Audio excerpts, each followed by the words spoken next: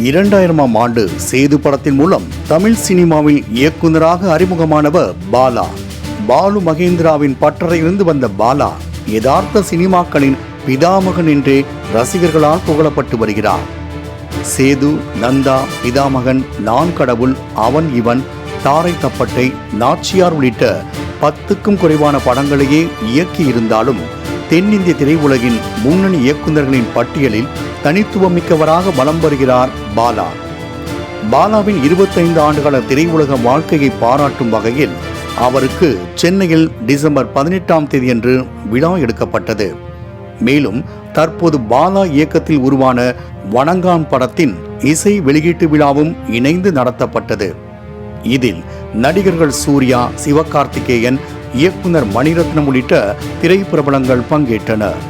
மேடையில் பேசிய சிவகார்த்திகேயன், தீபாவளிக்கு வெளியான அமரன் படத்தின் நெகட்டிவ் கிளைமேக்ஸால் படம் தோல்வியடைந்து விடுமோ என்று பயந்ததாகவும், பிதாமகன் படத்தின் வெற்றியை வைத்து நம்பிக்கை பிறந்ததாகவும் கூறினார். சீமராஜா பட வெளியீட்டின் போது அருண் விஜய் யார்தான் மாஸ்க் காட்டுறதுன்னு விவஸ்தையே இல்லாம போச்சு என ட்வீட் போட்டிருந்தார். இதை கவனித்த ரசிகர்கள் அருண் விஜய் சிவகார்த்திகேயனை கலாய்த்ததாக கருத்து தெரிவித்து வருகின்றனர்.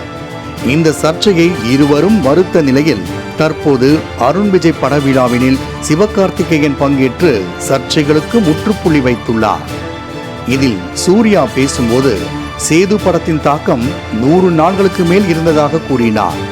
திடீரென நந்தா படத்தில் நடிப்பதற்கு பாலா முடிவெடுத்ததில் இருந்து வாழ்க்கையே மாறிவிட்டதாகவும், நந்தா, பிதாமகன் ஆகிய படத்தின் படப்பிடிப்பு நாள்களில் அவரிடம் இருந்து நிறைய கற்றுக்கொண்டதாகவும் கூறினார். குறிப்பாக நந்தா படத்தின் போது புகைப்பிடிக்க கற்றுத்தந்ததாகவும், அப்போது 300க்கும் மேற்பட்ட முறை புகைப்பிடித்ததாகவும் கூறினார். பாலா கற்றுக் கொடுத்த இந்த பழக்கம் ரோலெக்ஸ் கதாபாத்திரம் வரை உதவுவதாக சூர்யா பேசினார். வணங்கான் படத்தில் சூர்யாவை முதலில் ஒப்பந்தமாகி சில நாட்கள் நடித்தும் வந்தார்.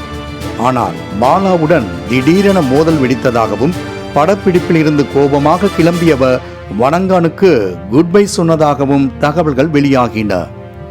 பாலாவும் சூர்யாவும் இனிமேல் இணையவே மாட்டார்கள் என கோலிவுட் வட்டாரத்தில் பேசி வந்த நிலையில் இந்த வதந்திகளுக்கு முற்றுப்புள்ளி வைத்துள்ளார் சூர்யா. அதே நேரம் கங்குவா படத்தின் தோல்வியால் சூர்யா மனக்கசப்புகளை விடுத்து பாலாவுடன் சமாதானத்திற்கு வந்திருக்கலாம் என்றும் ரசிகர்கள் கருத்து தெரிவித்து வருகின்றனர்.